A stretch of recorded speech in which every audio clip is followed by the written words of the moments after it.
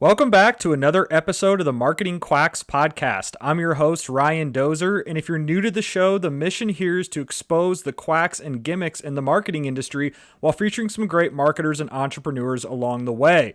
So in this episode, I'm excited to welcome our guest, Dr. Bill Williams. Now, Dr. Bill is a global ambassador for ONPASSIVE, and he's also accomplished quite a bit in his career. So Bill, thank you so much for joining the show. Always good to be here. Thank you for inviting me to the show. It's a pleasure. Yeah, and for full transparency, I was actually on Dr. Bill's The Influencers podcast about a week ago. So I'd suggest checking out that episode. There's a lot of value there provided both ways on YouTube, LinkedIn, and Twitter, I believe, is where people can find that. Yeah, we got YouTube, LinkedIn, Twitter, and Facebook, and it's a fun time. We've done about 150 episodes. Yours was one of the best. I have to tell people when you get another professional on that can speak and bring the word, hey, always the best. Well, I appreciate that. So let's dive in. Let's do a quick intro on who you are and what you do. Sure, I'm glad to. Bill Williams, native of Atlanta, Georgia. Been here most all my life. I'm a practicing dentist. I did retire this year, however. So after 50 years of actually treating patients, I finally hung up the drill and decided I would be enjoying calling myself a retired dentist. Yeah, for sure. I respect your experience a lot in the dental world, and we talked about that on your previous podcast. Talk about your experience in running. I believe you ran a dental practice, if I'm correct, right? Yeah, once I got out of school, I started my very own practice, and that was in 1975. Yeah. So a while ago. Practice solid, never did stop. And I was the owner for most of the time. I had really two different practices. I started off in Stone Mountain and built it to a very nice, large practice. Uh, all throughout the time I was doing that, I had an interest in teaching. So, in addition to being a practicing dentist, I was instructing other dentists how to do better dentistry. I specialized in teaching head and neck TMJ pain and orthodontics and reconstruction. The second part of my career, I started over again in 1997 at age 48. I started a new practice, new place, and built it up to 4 or 5 times as big as the practice that I had initially started. And so it was world class. It was top 1/2 of 1% of the dentists in America. And so I really had a story to tell of hitting the peak, hitting the valley, hitting the peak again, and that last peak was 4 or 5 times higher than the first peak. So it's a great story, and I was able to write some books, bestsellers related to that. And I'm glad I did all that. I'm glad I was an instructor, a teacher, a clinician, so I could share what I was doing along the way instead of just practicing by myself, what we used to be calling the silo dentist, where you're all by yourself. I had group practices, and I trained people to come in under me. And then I started bringing people into the teaching environment and taught them how to do what I was doing that was so effective. And it served more patients in a higher level, which was the thing I was the most appreciative of. We treated patients better because of what we learned. Yeah, your story is very incredible. I was very touched by it too. And talk about what that was like, I guess, when you hit those peaks and valleys, especially that big valley that you hit when you had to close your first practice and then start that new one. Talk about how, the struggles you went through. I mean, what was that experience like? Yeah, I was on a straight path upward and was teaching and had one of the best uh, mini residencies in the country in our office. We'd built a special facility. I think it was 18,000 square feet, where we had teaching and operatories, everything to be able to treat the patients. And we did really well there. But then I decided, when the neighborhood got rough and there was somebody that was murdered on the sidewalk right outside our office, I go, it's time to move. This Wow. area was changing, getting rough. Neighborhood were going down. I had trouble keeping staff. So I decided to move. I sold the practice, and 2 years later, I had to take it back. I had to take it back Wow. because the guy couldn't make it. So I took it back and remade it, reinvigorated the practice, and sold it again. A word of warning to anybody who's selling something of value: don't own or finance. because I had to come back in. I couldn't just leave it because, Right. the guy um, didn't have the ability to pay me. He was a good fellow. He just couldn't do it, couldn't make it. So Yeah. anyway, I hit the bottom at that point, and then I started over again in 1997 when I was 48 years old, and started from scratch. Started again and climbed the mountain. The good thing is I knew what I knew. I knew where I wanted to go, and I had a lot of experience, and so I was able to recreate and rebuild within a short time. And we took our practice to a half a million every year, adding that much every year for 10 straight years. And so we went from 0 to 5 million in 10 years, which Wow. it's about, it's about 5 or 6 times bigger than the average dental practice. Yeah, you mentioned 48. So, I mean, it's never too late to start something new. And I think a lot of people out there, they think, oh, I'm 30, I'm 35, it's too late. I've already lost. So I'm going to keep my 9 to 5, blah, blah, blah. So your story is, truth that it's never too late to start something. Yeah. If you build on experience, you're going to build twice as fast too. So it's never a problem to start over when you have experience to back you up. Absolutely. So, what did you do differently, Bill? I know you mentioned the different types of treatments and care, but talk about marketing. I mean, what did you do differently in terms of marketing than the average dental practice that led to those incredible numbers that you just talked about? I really got interested in marketing in the second part of my first career, and I was teaching marketing to dentists in a small way. But then in '97, the internet had just blossomed, right? And so I became a webmaster and started making websites for myself and other dentists. And I started to utilize the deep mining of email systems. I'd started that 10 years earlier, mining the internet for email when, bulletin boards were all that existed. So I was early on the internet. When it happened, I was ready for it. I knew the lingo, I knew all about the mechanics. So I started building my website, and we dominated the Atlanta market in the web presence, web portal to our practice. And even though it was rudimentary at the time, it was still number one always. And I did a lot of things that followed a particular guru of mine. I'll mention his name, J. Conrad Livingston, father of guerrilla marketing. And so I read his book, Guerrilla Marketing, and I did in 1997. I did everything in his book that he said to do to guerrilla market. And there were 200 things in there, so I did every one of them. And I Wow. tailored it to my business, dentistry. And because of that, we never ran out of ideas of how to market. Yeah, that's great. Guerrilla marketing and also staying on top of the trends. I mean, the internet, 1997, like you talked about, you had to have been one of thousands that were on that trend early on, I would think. Yeah, there were only, I don't know, less than 100 dentists that even had websites at that time. And I was the webmaster for most of them. Wow. So it was a fun time. I even was the webmaster for a dental marketing website. Wow.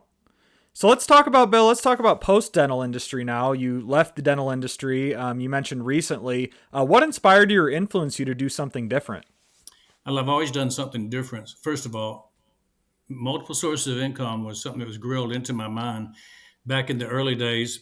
And when I started studying that, the time that I really put that into place was in the 1990s. So I always had extra things in my bailiwick that I could rely on to make income. And so when I got closer to the time where I should be retiring, in my 60s, I said, well, what would I like to do when I retire? And I was into health and wellness. So I joined several companies that were related to health and wellness. And so I was pretty happy with that. I was an international figure in one company, and it was nutrition based, very well respected around the world. And then along came another one that showed up, just happened to be a marketing company, and it was ONPASSIVE, of course. And that caught my eye to join it because I wanted to market my other business, my health and wellness business, Sailor Nutrition. Well, about like 6 months into that, I realized that the second company, the ONPASSIVE company, which was an IT company, had far more potential. Not that the other company had less potential, but this one was going to be more interesting, more uh, further down the road towards changing the world. You can change your body if you take a pill or a liquid, and you can be healthier. But this on passive ecosystem, this entire IT company that I got involved with, it'll just change the world. The whole way we're operating the internet is going to change. So let's talk about OnPassive a little bit. I guess for those listening who have never heard of it, I mean, what is it and what value does it provide? You know, OnPassive is a multifactorial company that has two branches that I always tell people about. One's the products, the S products, SAS, SaaS products, service as a software. Everything that we have right now that's available is service as a software, but that's not where we're going to finish up. We're going to have IoT products. We're going to have things that are related to running an internet. So we have our own data centers, for instance. We have our own banking system in the plan. We have our own card systems, credit processing systems in the plan. So we have a lot of things on the docket that will allow us to be totally uh, able to be self-sufficient. A lot of times people control your business because they control part of what you do. They So you're control. uncensored, free of big tech, is what I'm hearing. We're not going to. Nobody can censor us because we're going to own every part of our business. And one of the cool things that we're going to do is have verification of each individual, which has become a big deal now to prevent fake IDs. And so you can't come into the ecosystem that we have. It's one single sign-on for every product. They're all linked together, and every one of them, people that'll be in the ecosystem will be a real person. You won't have multiple fake IDs. And that's a That's big great. problem I've seen, as far as what people Oh, can do. especially with the internet and AI now. Oh, yeah. Absolutely. So let's talk about AI a little bit, Bill. I know we talked about that, on your podcast about a week ago I was on. Talk about how you're leveraging AI. Are there any tools you're using? I mean, are you optimistic about AI? I just want to hear your perspective on AI. AI will change the world as we're talking about it. It's the commodity of the century. If you don't have AI, you will not succeed. You will not prosper. You certainly won't thrive. People that do have AI and build it into their processes for their business will overtake everything you do. So that's not a warning. That's a promise. I've seen it in the small ways that I've seen business change in just a year. We're using AI now to drive sales, and we're using AI now to have conversations with people that you cannot distinguish from a conversation with a person, except that they're more intelligent. A person can't remember everything that was said in the past. AI can. Right. If you give AI a data set or quality inputs, you'll get quality outputs. It's the same with anything. So we're developing AI to be the ultimate salesperson. We're developing it to be the ultimate lead generation person. And when you're talking about sales and closing sales, AI is going to really be a star. It does a lot of Yeah. things. It does a lot of things, but I'm saying the things that we're using it for right now in lead generation, it's shutting the door on mediocrity, and we're getting such high conversion rates and high success rates that people become loyal to what we're doing, and they don't shift around looking for somebody else to do the work. Now you mentioned lead generation. Are you using like ChatGPT Plus for copy ideas, content? I guess talk about that a little bit.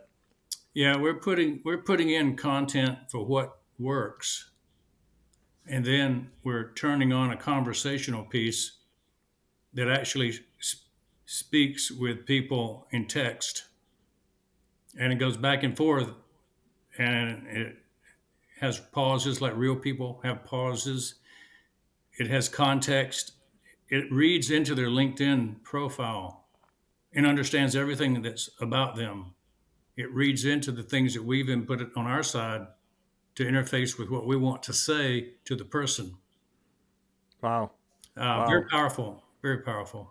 Yeah, absolutely. So to finish off the on passive conversation, if you had to say, one key feature or one selling point of someone who's on the fence between on passive and another competitor, what would that be? Yeah, I'm glad you got back to that because I was talking about there's two parts on passive, and I mentioned the ecosystem with part A. Part B will be the one that most people will probably gravitate towards, and that's the income potential. Everybody who joins on passive can be an affiliate, and every affiliate will make money and have free use of all the on passive products. In other words, we pay people to use the SaaS products. We pay people to use on passive. We pay 100% of the first sale. That means that if you have one sale in your organization, you're using it for free for the rest of your life. Yeah, most affiliate deals are probably 30 to 40% commission. Those are pretty good SaaS affiliate deals from what I work with in the VPN and other tech SaaS affiliate models. So that's very cool to hear that. That's part B1. B2 is we put people in the business under our affiliates. That's part of our operation is we build a group that supplies the money, the commissions to the person who's the affiliate. And so you don't have to do anything once you join except set it up properly. Right. A win-win Right. win.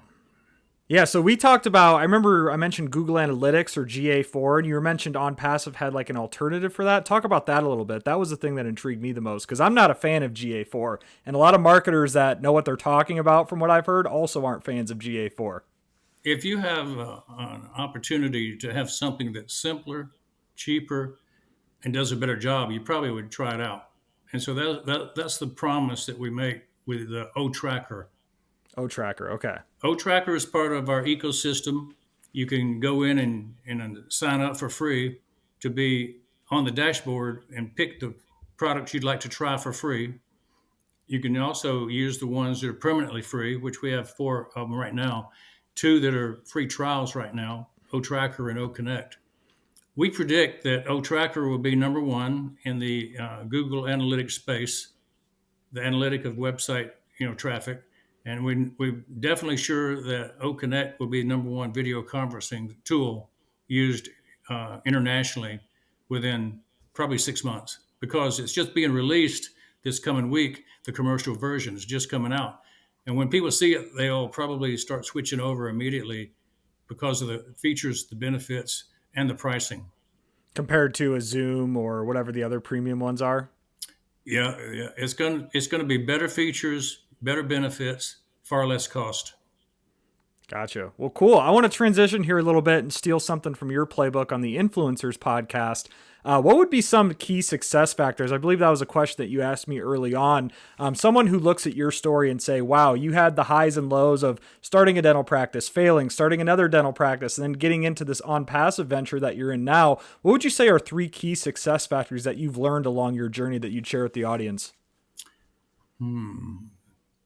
Thinking about that, key success factors would be I found I've always grown when I chose a mentor. And so I had a series of mentors throughout my career, whether it was in dentistry or marketing or IT. And choose your mentors and keep updating them on a regular basis. I wouldn't say that I had one main one, but I always selected the best person in the world that did that one thing. And so I have probably 10 mentors that I could say are world-class mentors. And so that never should stop. If you're 73 like I am, you still need a mentor to go to the next level. So that would be number one. Number two, if you want to excel, you need to set goals and work your goals. And I always found that since I read the book Think and Grow Rich as a 31-year-old, I read that book and I set goals. I set 18 of them that year, and every one of them came through in 1 year, except for one, and that one took another 3 months. So if you set goals and you work your goals, then you're going to come out with a result. A lot of people just fail to set goals, so they don't plan to succeed. They Yeah, actionable goals. They either set it way too ambitious or they set it not ambitious enough. There's not a good quality goal setting metric that I've learned. Yeah, there was one goal that I taught as a number. Let me show you the the book cover here. I want to lift it up here. This book, The $10,000 Day Dentist, came from a lecture I gave in my mastermind. And in that book, I talk about creating the perfect day. And for a dentist, the average dentist might create $3,000 to $4,000 a day on average, so that his team of 5, 6 can do that. Well, I was doing $10,000 a day with my little team for about 15 years in a row on average every day that I worked. And so it was a significant enough important story that I codified it and put it into a lecture for my mastermind group. And it was so successful that everyone in the mastermind group that implemented the steps, and I just gave them steps to do every day, every one of them started doing 10,000 a day. When I wrote the book, which was based on the lecture, people started buying the book all over the world. And I got calls up saying, all I had to do was tell my staff that our goal is $10,000 a day. And some people magically created that result just from stating the goal. Now, they were doing other things right. They were doing things that mattered, but just telling the staff what your goal was enough to jump them up, because you create a belief system. Somebody else can do it, I can do it. One of my favorite quotes has always been, if it's been done, it's probably possible. That's true. Yeah. So that's the second thing. The third, never sit on your laurels of what you did in the past. Always look for what you can do in the future. That's a good one. When I was young, I was one of the few people in my study club that was an optimist. Most of the people would talk about the glass half empty, and I would always talk about the glass half full. Most people talk about the glass half empty, Bill. I actually read a book called The Rational Optimist by Matt Ridley, and he talks about that exact thing, how pessimism by design is everywhere. It's a big marketing gimmick is pessimism. News channels, fear sells. You know, dentists are a lot like that. That's one of the things, Ryan, that dentists really do, is that they sit around thinking about what their competitors are doing, and they can't do something because somebody else might look at them and be peer pressure wise, thinking that they're trying to go outside the box, be different. Well, I always had a motto and a picture on my wall of a whole stack of green apples with one red apple right in the middle. And the bottom caption said, "Dare to be different." I believe being different is a marketing strategy. You can't go anywhere if you're not different. I mean, if you want to be the same, you'll fit in with everyone else. That's exactly what I was like. I mean, I believed in being outside the box, different, and paid the price for it. You know, I got ostracized by the establishment. Who doesn't? Of course, yeah, of course. I get ostracized probably by the marketing agency establishment. I call out their gimmicks all the time. That's the purpose of this podcast, actually. Quack, quack, said the duck. Yeah. I'm actually going to move on to that question here too. It is the Marketing Quacks podcast. So, Bill, I want you to share with our audience, what are some quacks or gimmicks that you've seen related to marketing that people do on the internet? You know, the one that caught me, my best efforts were wasted because they caught me. I think influencers, people that have a position, get approached all the time by quacks and hucksters. And so they will come to somebody and say, give us your influence, give us your list, give us your face, your voice, and let us pitch a product to those people. And so I did that a number of times. And it turns out the product didn't exist, or the product was so terrible that it made the people angry. And that destroys your personal brand in the process. Yeah. So that's the message in the Marketing Quacks. Message is, don't trust people who come to you and want to use your stardom your halo effect to market their product. You know, do your due diligence on the product. Make sure you find somebody that's had a lot of success before you actually go in there and start putting your reputation on the line. Because there are a lot of hacks out there trying to be the next big thing that don't have a real basis for being the big thing. Yeah, and a lot of them pay their way to get there too. I've met quite a few people that a lot of people don't realize you can buy followers, you can buy awards, you can buy speaking gig, you can literally buy anything on the internet, and the average person has no idea that you can do that. So I appreciate that advice for sure. So Bill, any final notes on just marketing advice or just general career advice that you explained in this episode for anyone listening? Um, Career advice: hook your wagon to a star.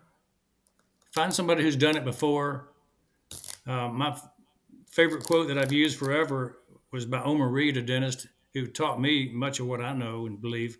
He said, if it's been done, it's probably possible. Find somebody who's done it and follow that person. If they didn't do it themselves, you got to be a little leery. Follow the people who are actually doing the work and have produced results. Yeah, I agree 100%. What's funny about that is most people who have done something, those people are a lot harder to find. It's the people who haven't done something that always have the biggest voices and the most to say. It's true. I mean, in dentistry, there's a big platform for successful people to get up and talk because we have we have required continuing education 20 to 50 hours every year or two. So we have to go to classes and listen to the gurus. And so you'll have thousands of people teaching hundreds of thousands of dentists. And so those people tend to have a stacking order or stacking order. And you've got to follow somebody. So you look for the ones who have the most to give, the Yeah, best story. that makes sense 100%. So Bill, where can people find you online? Well, if you want to find my influencer podcast, drbillwilliams.tv has links to all of them. You find yourself on there too, right? Yep, absolutely. And I'll leave a link to all that stuff in the show notes on every platform that I posted on. So, Dr. Bill, it's been great. I really appreciate your time for being on the show, and you provided a lot of value here for listeners. So thanks again. It's been fun. Anytime I can be a part of something good like what you're doing, I'm glad to be here and spend the time. It's quality time. Thank you so much, Ryan. Yeah, well, thanks again for everyone listening to this episode of the Marketing Quacks podcast. Be sure to tune again to the next episode.